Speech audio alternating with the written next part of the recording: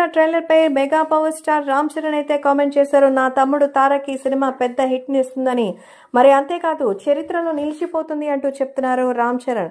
మరి ఎన్టీఆర్ ని తన తమ్ముడిగా భావిస్తాడు చరణ్, తెలిసిందే.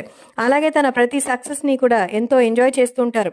ప్రస్తుతం చరణ్ మన తారక్ కి భారీ విషస్ ని అందించారు.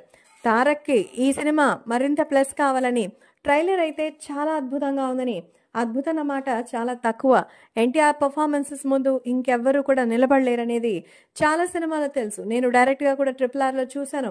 సో తారక్ ఎబిలిటీస్ నెక్స్ట్ లెవెల్లో ఉంటుంది. ఆయన యాక్ట్ చేయాలని చేయడు, ఆ పాత్రలో లీనమైపోతాడు.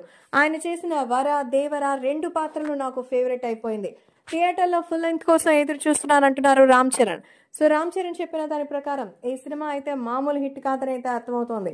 సో దేవర అయితే ప్రస్తుతం సోషల్ మీడియాలో వినిపిస్తున్న కథనాల ప్రకారం రామ్ చరణ్ అయితే ఎంతో చక్కగా ఎంజాయ్ చేశారట.